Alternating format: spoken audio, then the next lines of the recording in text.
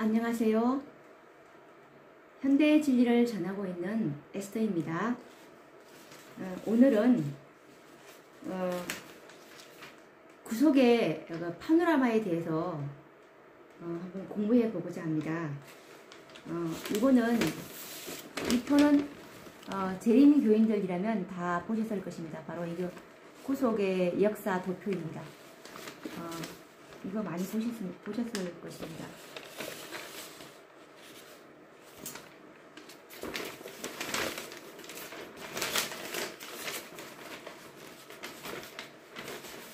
그런데 이 도표가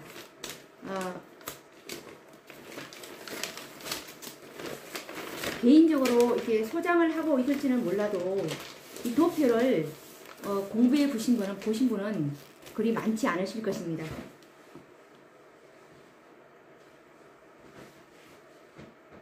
제일 중요한 것은 바로 이 구속의 도표입니다. 구속의 파노라마인데 이 구속 사업이 어떻게 시작되었고 어떻게 끝났는지를 설명을 잘 해 놓은 곳이 이 구속의 파노라마 도표인데, 이 도표를 우리가 사실은 재림교회에서 입교했을 때 이거를 처음부터 끝까지 들어볼 기회가 없었습니다. 사실 이 안에 다 들어 있습니다. 그래서 오늘부터는 이 도표를 가지고 제가 공부를 좀 시초부터 심할까지를 차근차근 시간을 좀 가지고 해볼까 합니다. 그래서 좀 지루하시더라도 끝까지 들어주신다면 너무나 많은 축복을 얻게 될 것입니다. 구속의 파노라마라고 하는데 저 구속의 경륜을 말하는 것입니다. 이 구속의 경륜은 하나님의 구원의 계획입니다. 이것을 아는 것은 우리의 그 무한한 특권이 될 것입니다. 이 구속의 계획은 한마디로 품성 회복 사업입니다. 즉 이것은 죄를 완전히 없이 하시고 하나님의 품성으로 죄인들을 회복하시겠다고 하시는 것이 그분의 구원의 계획입니다. 이 구속의 경륜을 우리가 깊이 깨닫게 된다면 하나님의 사랑을 더욱더 깊이 깨닫게 되는 계기가 될 것입니다.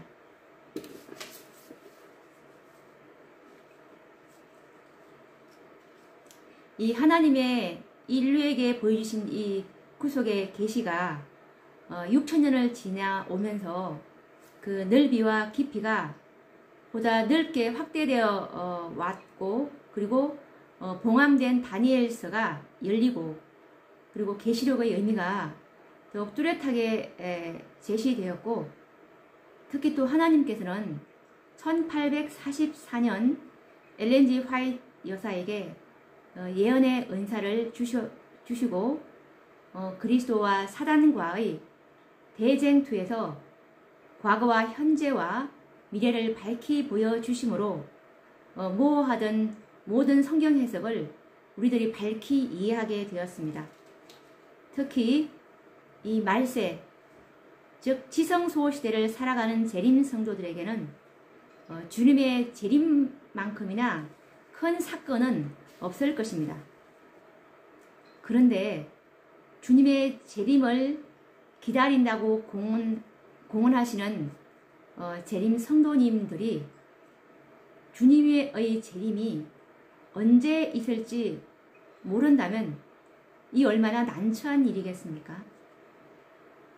주님께서 오시는 날과 시간은 아버지 하나님의 근환에 속한 일이지만, 주님께서 언제 지성소에서 중보 사업을 마치는 그 은혜의 시기 마침은 예언의 신에 기록되어 있다는 사실을 아는 분은 그리 많지 않을 것입니다. 그러면 한번 찾아보겠습니다. 예언의 신 각 시대의 대쟁투 613페이지를 확인해 보도록 하겠습니다.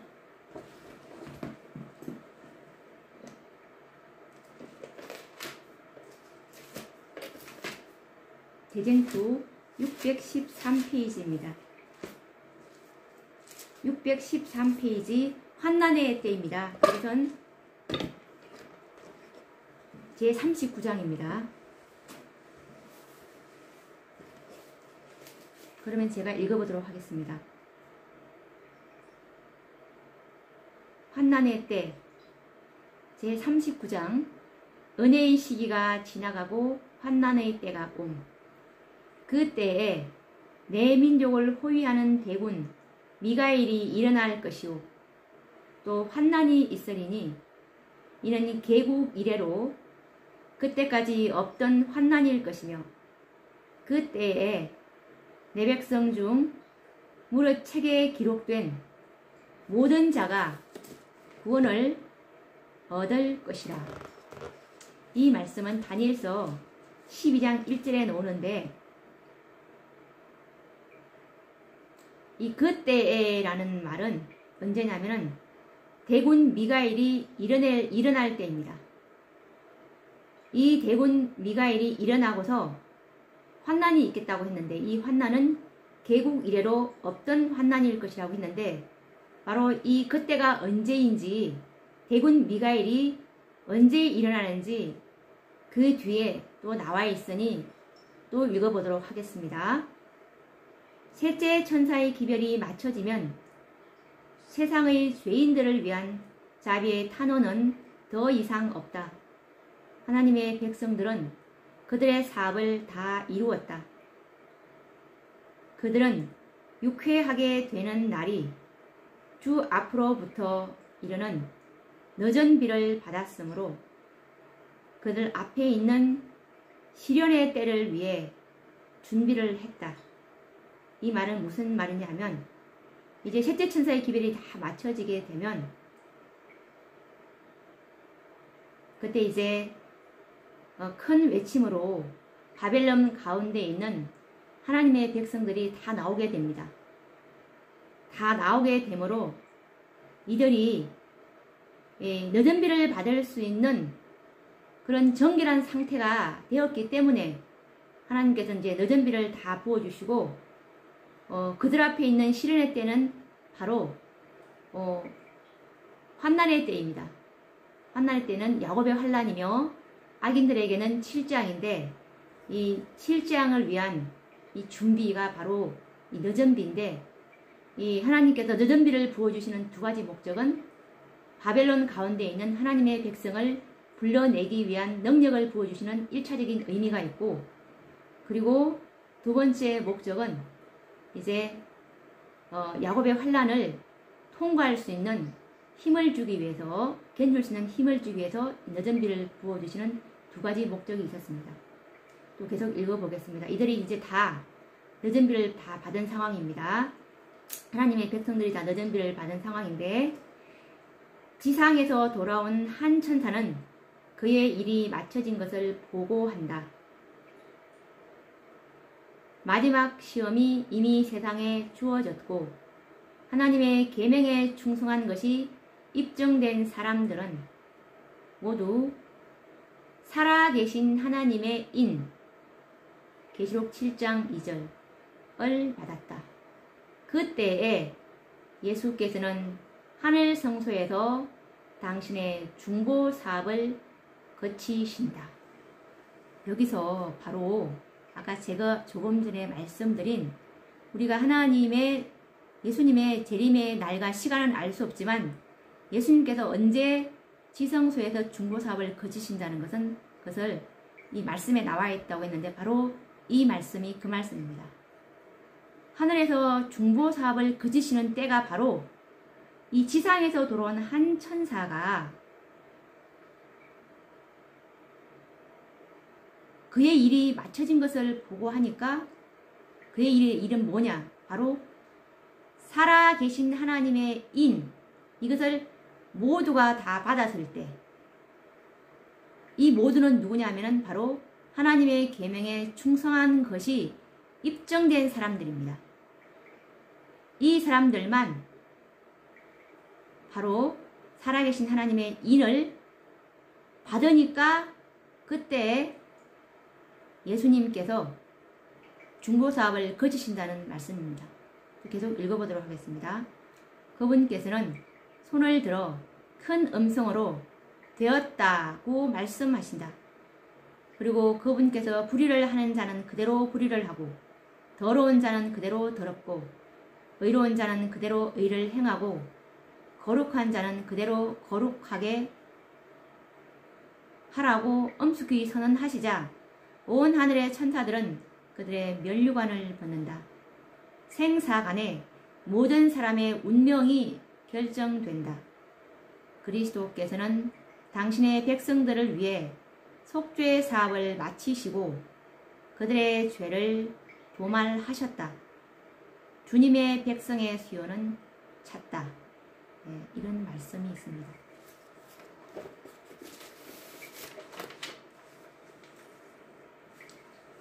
그러면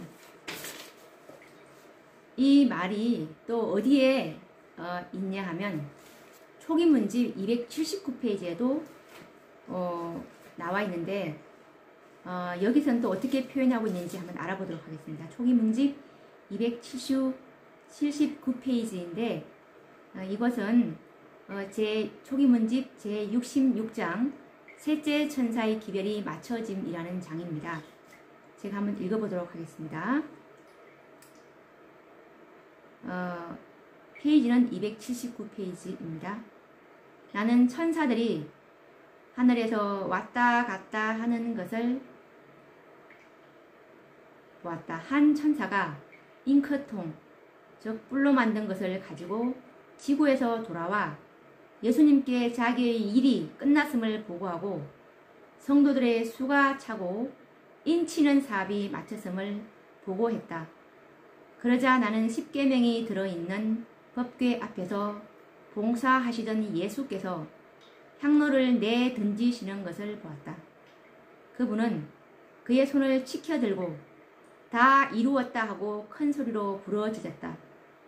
그리고 예수께서 불의한 자는 그대로 더럽고 의로운 자는 그대로 의를 행하고 거룩한 자는 그대로 거룩하게 하라라고 엄숙하게 선포하실 때 모든 천사는 그들의 면류관을 벗어 던졌다.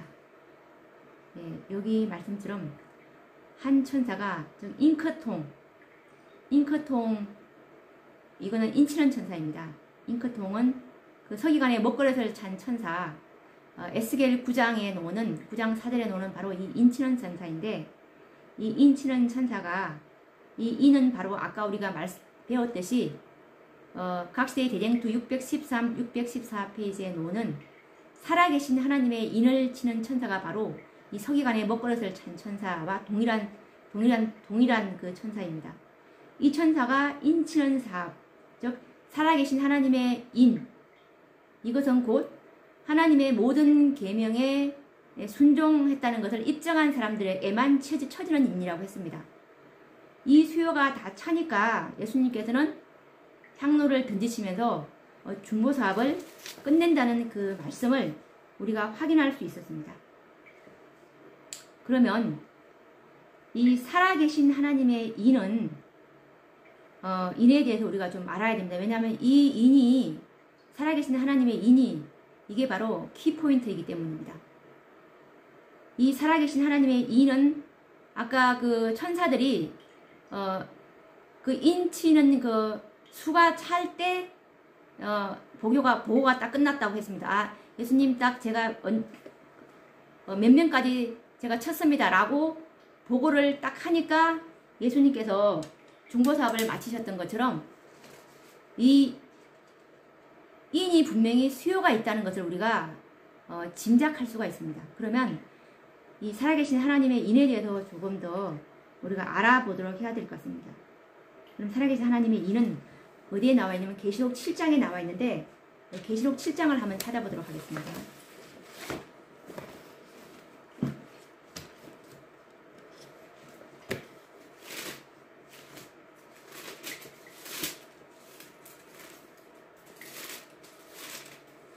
계시록 7장에 보면 이 계시록 7장은 구원받는 두 무리에 대한 설명입니다. 이 구원도 두 무리가 있다는 것을 우리가 알아야 합니다. 한 무리는 14만 4천의 인침이 있고 또 한 무리는 헤일 수 없는 큰 무리가 있습니다. 계시록 7장을 보시면 7장 1절에서부터 8절까지는 14만 4천의 인침이고 계시록 7장 9절에서 12절까지는 헤일 수 없는 큰 무리의 인침입니다. 그러면 14만 4천의 인침과 이 헤일 수 없는 무리의 인침은 분명히 다르다는 것을 우리가 이해를 하시면서 지금 모든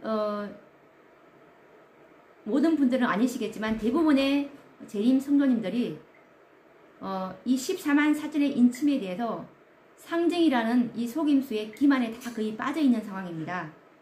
그런데 말씀을 성경과 정언의 신에 대한 절대적인 그 말씀에 대한 믿음이 있다면 이 말씀을 유의해서 보셔야 할 것 같습니다.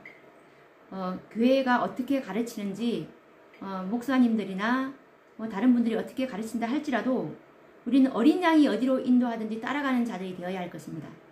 그 말씀이 어린 양이신 말씀 그대로 말씀하실 때 그 말씀을 믿는 믿음이 참 믿음이 아닌가라는 생각에서 이 성경과 예언의 신에 대한 절대적인 확신이 없다면 정말 대부분의 그 성도님들이 많은 기만에 빠지게 될 것입니다. 그러면 한번 이 14만 4천이 이 상징수가 아니고 이 실제 수라는 이 발상의 전환이 일단 한번 필요할 것 같습니다. 그러면 모든 선견과 선입견과 편견을 버리고 말씀 그대로를 좀 볼 수 있는 그런 마음으로 따라와 주시면 감사하겠습니다. 그러면 분명히 아까 이 14만 4천의 수요를 헤아리고 있었고 그 살아계신 하나님의 인을 받는 14만 4천의 수요가 차니까 예수님께서 중보사를 마치신다는 것이 대쟁투 613페이지와 초기문집 279페이지에 나와 있다는 것을 우리가 확인할 수 있었습니다. 그러면 우선 계시록 7장 2절을 보시겠습니다. 2절에 보면 또 봄에 다른 천사가 살아계신 하나님의 인을 가지고 해 돋는 데로부터 올라와서 땅과 바다를 해롭게 할 권세를 얻은 내 천사를 향하여 큰 소리로 외쳐 가로되 우리가 우리 하나님의 종들의 이마에 인치기까지 땅이나 바다나 나무나 해하지 말라 하더라. 내가 인맞은 자의 수를 들으니 이스라엘의 자손의 각 지파 중에서 인맞은 자들이 14만 4천이니 라는 말씀이 있습니다. 그러면서 유다 지파, 르우벤 지파, 갓 지파, 아셀 지파, 납달리 지파, 므낫세 지파, 시몬 지파, 레위 지파, 이사갈 지파, 서불론 지파, 요셉 지파, 베냐민 지파 중에서 각각 1만 2천이 계수되어서 다 합치면 14만 4천이라는 이 숫자를 정확하게 말씀하셨는데 많은 분들이 어떻게 가르치냐면 지금 이스라엘 자손들이 어디 있냐? 지금 다 죽었지 않냐? 그러면 이것은 다 상징이다 라고 말씀을 하시는데 여기서 이 르우벤, 갓, 아셀, 시몬, 레위 이런 12지파들은 영적 이스라엘입니다. 야고보서 1장 1절에 보시면 내가 흩어져 있는 12지파에게 문안하노라 그랬는데 야고보서가 쓴 그때 당시에 육적 이스라엘 12지파는 없었습니다. 그럼 그때 야고보가 말한 그 흩어져 있는 12지파는 곧 표면적 유대인이 아닌 이면적 유대인인 아브라함의 참 자손입니다. 영적 이스라엘을 말하는 것입니다. 혈통적인 육적 이스라엘이 아니라 영적 이스라엘을 말하는 것으로서 지금 여기 12지파 중에서 이것이 만약에 육적 이스라엘이라면 여기서 단 지파하고 에브라임 지파는 왜 빠졌을까요? 여기서 단과 에브라임 지파가 빠진 이유는 이 12지파는 우리의 본성의 특성입니다. 이 모든 인간들은 하나님께서 보시기에 12가지 품성에 타고난 그 본성이 다 각각 12가지 속성으로 분류할 수 있는데, 이 단 지파와 에브라임 지파의 속성은, 단 지파가 성경에서 이렇게 보면은 첩경의 독살이라 그렇게 표현했고, 그리고 참소하고 뒤에서 헐떴고, 이런 속성이 굉장히 강했습니다. 그래서 야곱이 12아들에게 유언을 남길 때 이런 얘기를 한 것이 있고, 그리고 에브라임 지파는 세상을 사랑하는 것이 너무나 강했는데, 그것을 품성의 결함을 예수님의 보혈로 극복하지 못하므로 이 두 지파가 빠지게 된 것입니다. 그래서 단과 에브라임은 품성의 결함을 극복하지 못하므로 여기서 탈락된 지파입니다. 그렇게 성경은 해석되어야 합니다. 그래서 아까 이 살아계신 하나님의 이 인을 이제 다 치면은 예수님께서 이제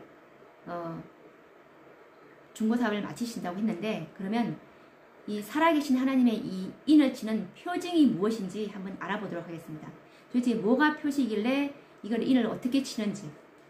자, 그러면 이 살아계신 하나님의 인은 무엇인지 한번 알아보도록 하겠습니다. 대쟁투 640페이지를 한번 펴보도록 하겠습니다. 대쟁투 640페이지입니다. 각시대의 대쟁투 640페이지. 640페이지 보시면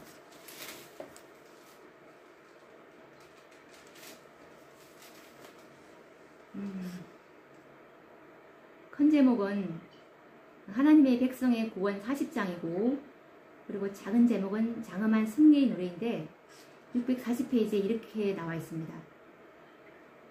그들은 넷째 계명의 안식일이 살아계신 하나님의 인이 됨을 너무 늦게 깨닫는다 라는 말씀이 있습니다. 그리고 교회증언 6권 350페이지에 보면은 10계명 중에서 오직 넷째 계명만이 위대하신 율법 제정자 하늘과 땅의 창조주의 인을 포함하고 있다 라는 말씀이 나옵니다. 자, 그러면 이제 우리가 이 안식일이 이 시험이 된 그때부터가 살아계신 하나님의 인침이 시작되는구나 라는 것을 우리가 이 말씀을 통해서 깨달을 수 있습니다. 예수님께서 지성소에 들어가셔서 하나님의 법궤를 공개를 하셨습니다. 하나님의 모든 율법을 10계명을 다 공개하셨을 때, 그때 유난히 넷째 계명이 반짝반짝 그리는 것을 우리 화이 선지자께서 계시 가운데서 보셨습니다. 이 말은 곧 이 안식일이 시험이 될 시기가 바로 지성소에 하나님 예수님께서 입장하실 때를 말하는 것입니다. 이때부터 살아계신 하나님의 인이 안식일이라는 것을 예수님께서는 우리에게 말씀하시고 계시는 것입니다.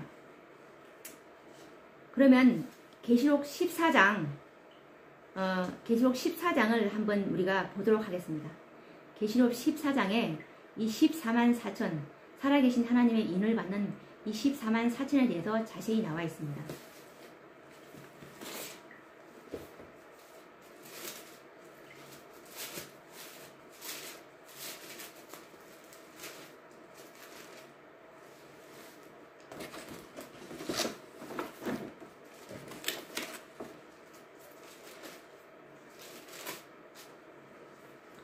자, 그럼 우선 제가 계시록 14장을 한번 읽어보도록 하겠습니다. 14장 1절입니다. 또 내가 보니 보라, 어린 양이 시온산에 섰고 그와 함께 14만 4천이 섰는데 그 이마에 어린 양의 이름과 그 아버지의 이름을 쓴 것이 있도다.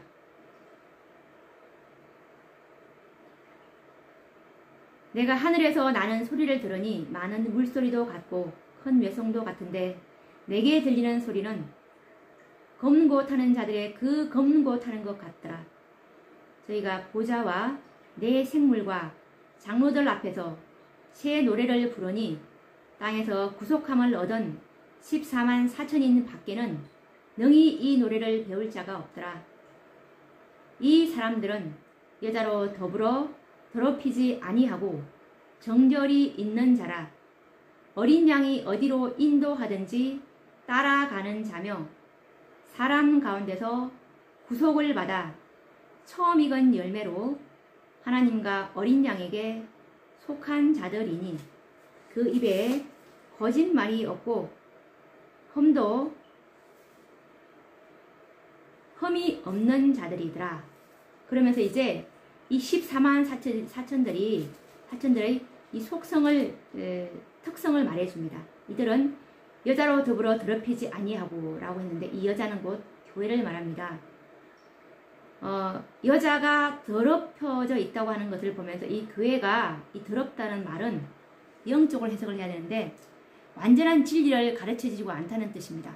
그래서 진리와 오류가 섞인 것을 바벨론이라고 하는데 교회가 바벨론이 되었다는 상황입니다.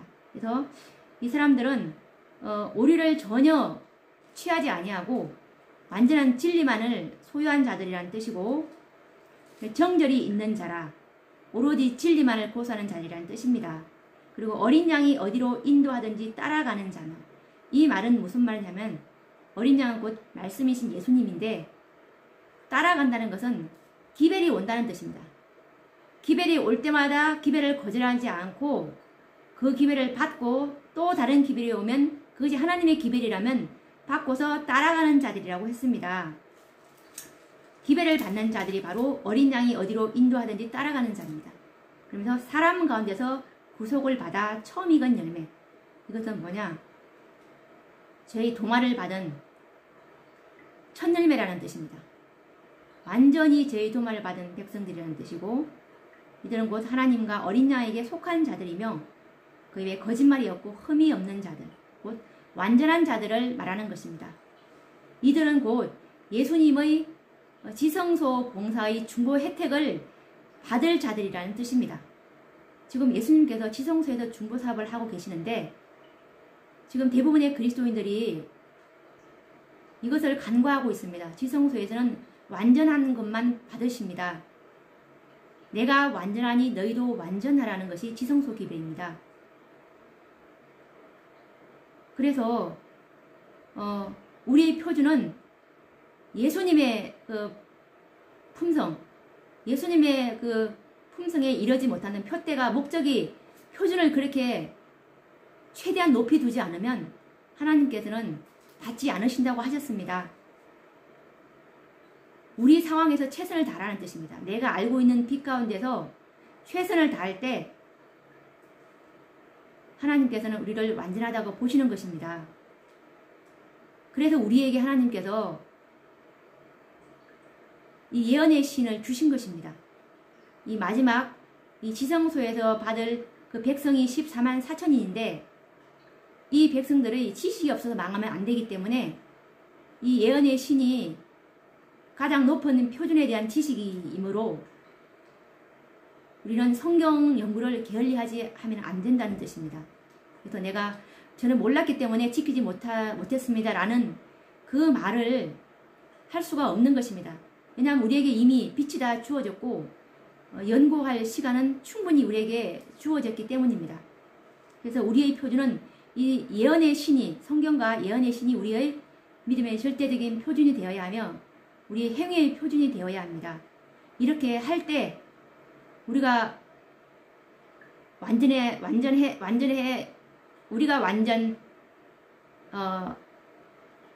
우리가 완전하게 해서 완전하게 되는 것이 아니라 우리가 이렇게 높은 표준을 둘 때 예수님께서 우리를 그렇게 만들어 주신다는 것입니다. 자, 그러면 또 계속 이어보도록 하겠습니다. 그래서 이 계시록 14장에 이 14만 4천이 이 자들인데 이 사람들이 어떤 기별로 탄생되냐 하면 바로 이 세 천사의 기별로 탄생됩니다. 첫째 천사의 기별, 둘째 천사의 기별, 셋째 천사의 기별로 이 예수님께서 이 계시록 14장의 이 기별로 우리에게 주시는데, 이 세 천사의 기별로 탄생될 무리가 바로 이 14만 4천입니다. 그러면 이 셋째 천사의 기별이 끝나니까 이제 계시록 14장 14절에 보시면 셋째 천사의 기별로 인해서 세 천사의 기별로 14만 4천의 인침이 끝나므로 계시록 14장의 14절에 예수님께서 이한 낫을 들고 곡식을 거두러 이 지상으로 오시는 그 장면이 곧 재림의 장면이 나옴을 보면서 14만 4천과 예수님의 재림이 긴밀한 관계에 있다는 것을 또 우리가 확인할 수 있을 것입니다.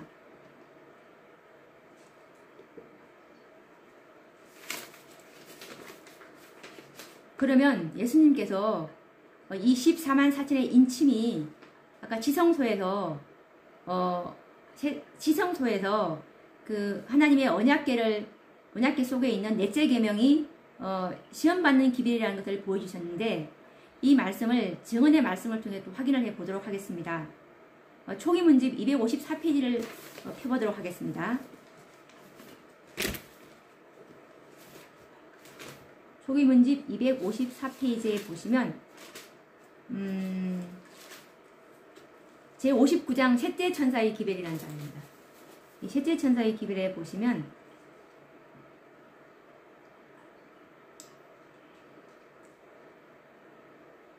예수께서 성소의 봉사를 끝내시고 지성소에 들어가셔서 하나님의 율법이 들어있는 법궤 앞에 서 계실 때 세 번째 기별을 가진 힘센 천사를 세상에 보내셨다. 즉, 이 말은 예수님께서 지성소에 들어가셔서 셋째 천사를 우리에게 내려보냈다고 말씀하시고 계시는 그 말씀입니다. 이 지성소 기별은 인치는 기별이라고도 합니다. 그러면 이 세 번째 기별을 가진 이 천사의 사명이 또 무엇인지, 왜 지성소 기별을 인치는 기별이라고 우리가 말을 하는지 증언의 말씀을 통해서 확인을 해보도록 하겠습니다. 초기 문집 89페이지를 펴보도록 하겠습니다.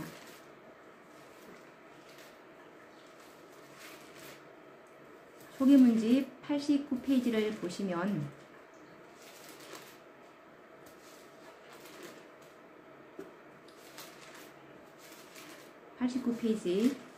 이 말씀은 초기 문집 제21장 설명이란 정보 제21장 설명이라는 장에 나오는데 페이지는 89페이지입니다. 한번 읽어보도록 하겠습니다. 이 셋째 천사가 어떤 일을 하는지, 그들의 사명이 무엇인지, 사업이 무엇인지 알아보도록 하겠습니다.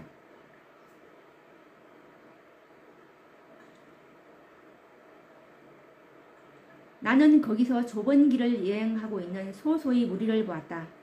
그들은 모두 진리로 굳게 뭉쳐 있었는데 마치 나무단 또는 우리처럼 보였다. 천사는 셋째 천사가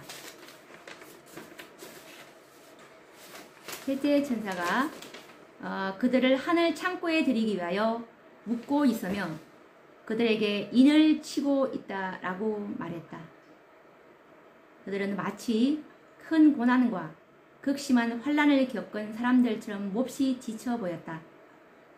그러나 그들은 구름 사이를 방금 빠져나온 태양이 그들의 얼굴을 비추는 것처럼 거의 다 승리를 얻은 듯한 표정들을 하고 있었다. 자, 그러면 여기서 셋째 천사가 아까 좁은 길을 여행하고 있는 소수의 무리에게 인을 치고 있다고 했습니다. 자, 그러면 이 셋째 천사의 사명을 우리가 확인을 할 수 있었습니다. 셋째 천사의 사명은 인치는 천사다라는 것을 알 수가 있습니다.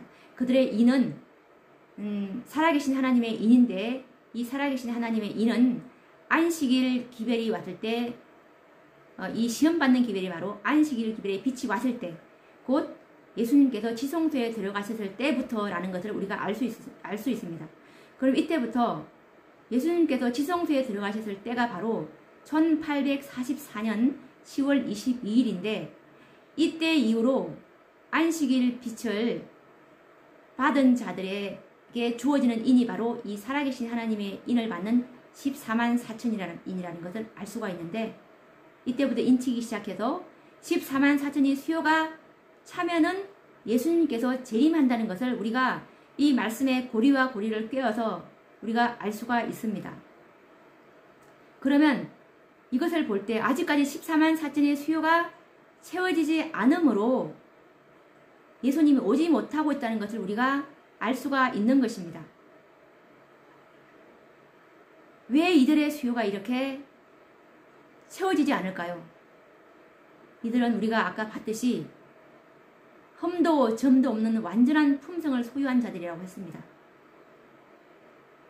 그런데 이 라오디게아 교회의 상태가 떳떳 미지근해졌기 때문에 이 수요가 채우는 게 보통 어려운 일이 아니라는 것을 우리가 알 수가 있는 것입니다.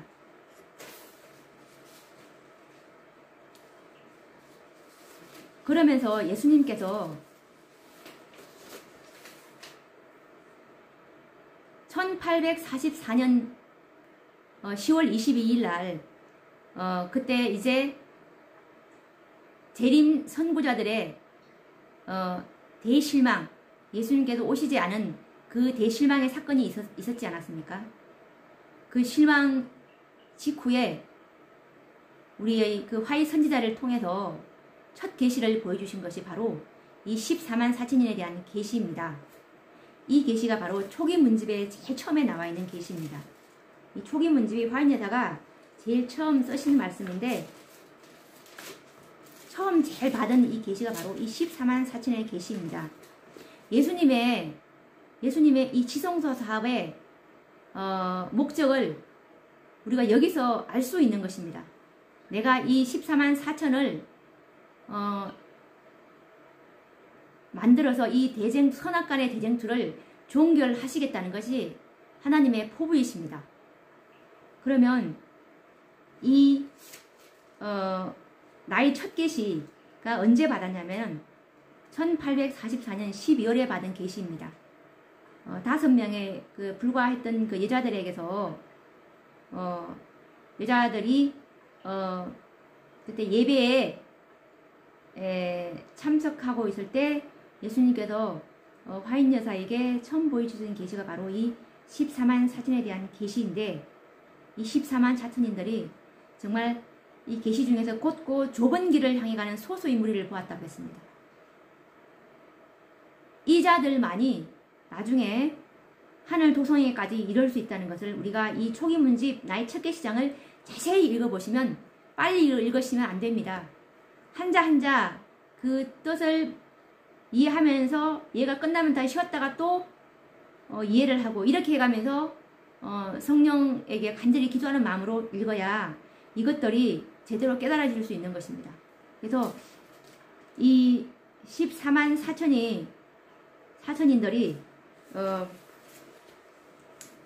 4천인들이 이제 하나님의 도성에 도달할 수 있는 그런 과정 여정을 첫 계시에서 우리가 볼 수 있는 것입니다.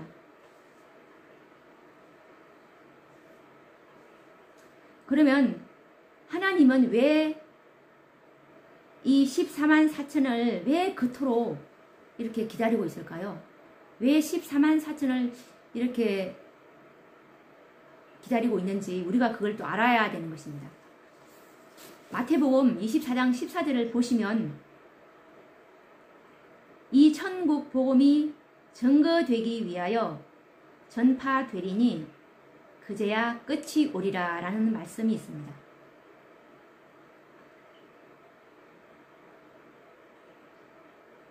천국 복음이 전파가 목적이 아니라 증거가 목적입니다. 목적이라는 것을 이 말씀을 통해서 우리가 알 수 있는데, 이것은 무슨 말씀이냐 하면 하나님께서 가장 지금 6천년 동안 가장 기다리는 것이 무엇일까요? 그것은 곧 그분의 영광을 드러낼 자들, 그분의 율법을 옹호할 자들, 그분의 율법을 확립할 자들, 즉 그분의 품성을 온전히 드러낼 자들을 기다리고 계신다는 것입니다. 그러면 그 말씀을 우리가 정언의 말씀을 통해서 한번 확인해 보도록 하겠습니다. 실물교훈 419페이지 말씀을 읽어보도록 하겠습니다. 실물교훈 419페이지 말씀입니다.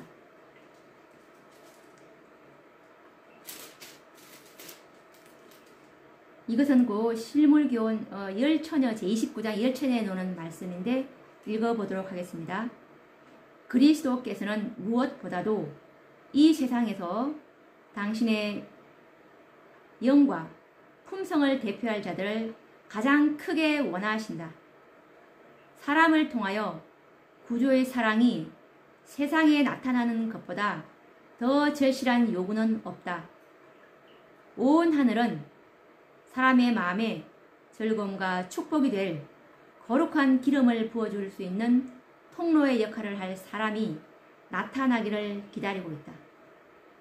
하나님께서 가장 기다리는 일이 뭘까요? 바로 그분의 품성을 대표할 자들을 가장 크게 원하신다고 하셨습니다.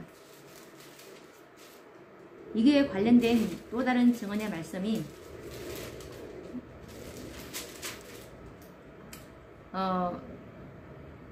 실물교훈 416페이지에 있는데 읽어보도록 하겠습니다. 세상에 비칠 마지막 자비의 빛, 곧 세상에 전파되어야 할 마지막 긍휼의 기별은 하나님의 사랑의 품성을 드러내는 것이다. 하나님의 자녀들은 하나님의 영광을 드러내야 한다. 그들은 저희의 생애와 품성을 통하여 저희를 위하여 행하신 하나님의 은혜를 나타내야 한다. 라는 말씀이 있습니다. 바로 이것이 이 천국복음이 증거되기 위하여 전파되는 이유입니다. 우리가 예수 믿고 구원받는 것은 사실입니다. 그렇지만 그것은 또 때가 있는 것입니다. 지금은 하나님께서 열매를 기다리는 시기입니다. 지금의 우리의 선교 방향은 열매를 맺을 수 있는 사람들, 예수님의 재림을 촉진할 수 있는 이 14만 4천을 나타나기만을 하나님께서는 고대하신다고 하셨는데, 그들을 우리가 그들에게 이 복음을 전하는 것이 바로 우리의 사명입니다. 그렇게 해서 예수님의 재림을 하루빨리 앞당길 수 있는 것이 우리의 사업과 사명이 되어야 합니다. 지금 선교 방향이 많은 헤아릴 수 없는 무리들을 향해서 선교 방향을 하고 있는데, 그렇게 해서는 절대로 예수님의 재림이 올 수가 없습니다. 흠과 점이 없는 완전한 품성의 소유자들, 이 14만 4천이 모아지지 않으면 예수님께서는 절대로 재림할 수 없다는 것이 우리가 각시대의 대쟁투 613, 614페이지를 통해서 우리가 확실히 확인할 수 있었습니다. 그래서 야고보서 5장 7절에 보시면, 그러므로 형제들아 주의 강림하시기까지 길이 참으라. 보라, 농부가 땅에서 나는 귀한 열매를 바라고 길이 참아 라는 말씀이 있듯이,